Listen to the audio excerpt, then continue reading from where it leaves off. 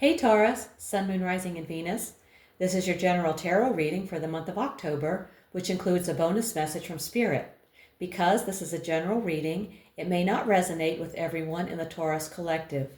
You can always check out your moon and rising sign videos. Sometimes they will resonate better. I've already shuffled the deck and asked Spirit for insight, so let's get right into it. But first, I want to let you know that we're using a new tarot deck today. It's called the Lunar Tarot, and it has some beautiful images. I hope you like it. So let's look at your present situation. And we have the Six of Swords. Since this card appeared as the best you can hope for in last month's reading, it indicated that peaceful resolution, healing, or moving on was the ideal outcome. Now, seeing it in the present means that shift is actually underway. If you're unsure what this transition relates to, look at what's recently changed or what you've been trying to distance yourself from. A mindset, relationship, job, etc. The Six of Swords suggests you're now actively crossing that bridge. Wow, that is so cool. Okay, now let's look at your challenge. We have the Six of Wands. Normally, this card is about victory, recognition, confidence, and public success. But in the challenge spot, it suggests that these things are blocked, misaligned, or coming at a cost. The Six of Wands in this position is asking you to reevaluate your relationship with success and recognition. Is your confidence real or dependent on praise? Are you chasing wins for the right reasons? Or is fear of being seen or not being seen holding you back? Okay. Good questions to ask yourself. Now let's look at the best you can hope for. Ooh, the Seven of Cups, choices. The Seven of Cups in this position is a nuanced draw. This card is about choices, possibilities, imagination, and illusions. And when it shows up here, it's not about locking in one perfect outcome. It's about the potential for many outcomes. Not every cup is what it seems. Some contain gold, others poison. Your best possible outcome is having options, vision, and the power to choose your path if you can cut through illusion and choose wisely. Okay, definitely don't want any poison. Now let's look at your foundation. Ooh, we have the Death card. Transformation. The entire situation you're asking about is rooted in a major ending, transformation, or irreversible change that already happened. Or it's in motion beneath the surface. This could mean that you're recovering from a breakup, job loss, or life shift. You underwent a deep internal transformation. You let go of outdated beliefs or roles. Something was taken away, and now you're forced to rebuild. Death clears the way for something new, and that's what your present is built on. Okay, wow, what an interesting foundation to have. Okay. Now let's look at your recent past. We have the Hierophant. This card often points to a period where structure, rules, or mentorship played a central role in your decisions and growth. You may have been under the wing of a teacher, leader, or spiritual advisor who helped shape your path. You could have been questioning, affirming, or redefining your values and moral compass. The Hierophant in this position indicates you've been influenced by tradition, structure, or spiritual teaching, whether that meant embracing it for stability or examining it to see if it still aligns with your truth. Okay. Next up, let's take a look at your near future. Ooh, we have the Queen of Pentacles. You may soon find yourself in a role where you're caring for others, managing resources, or creating a secure environment.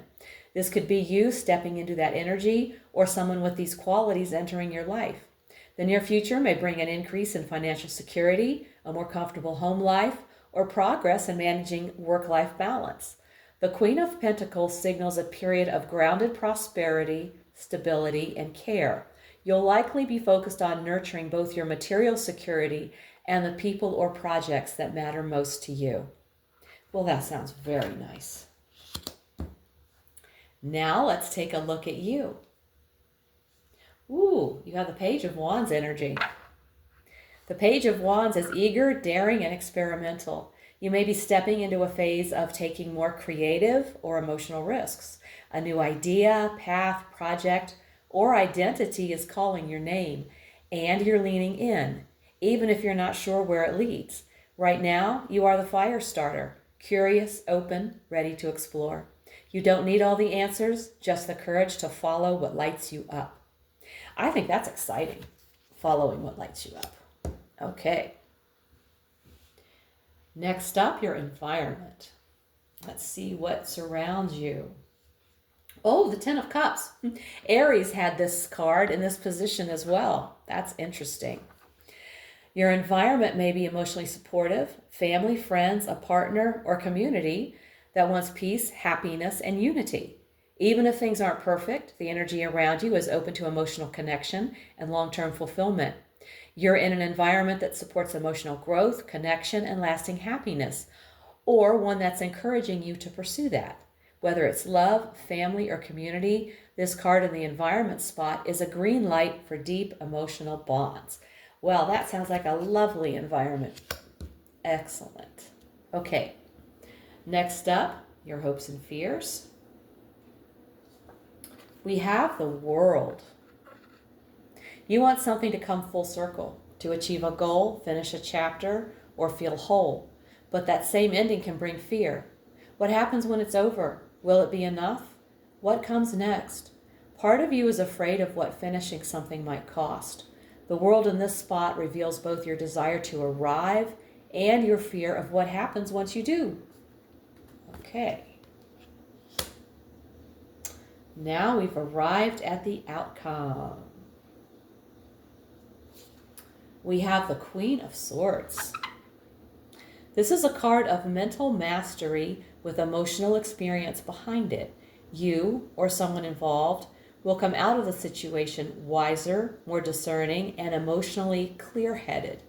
It's not about sentimentality, it's about what's real and what's right. Truth will prevail. You'll set or respect strong boundaries. There's often an element of hard-earned clarity, like learning to trust yourself or say no. Things may not wrap up with warm fuzzies, but they will wrap up with integrity, self-respect, and a clear sense of what's real. Okay. And at the bottom of the deck, the card at the bottom of the deck shows the energy quietly flowing beneath it all, the truth beneath the surface. And we have the King of Pentacles. The King of Pentacles at the bottom of the deck says, this situation is rooted in questions of stability, success, and long-term value, even if you're not talking about them out loud. There's a deeper need to build something real and lasting. Whether you're owning that yet or not is the real question. Okay. And now, let's get that oracle message from Spirit. Spirit, what do you want to say to the Taurus collective? Chop wood. Got this little card here, so I'm going to put it kind of close. Hopefully you can see it. Chop wood.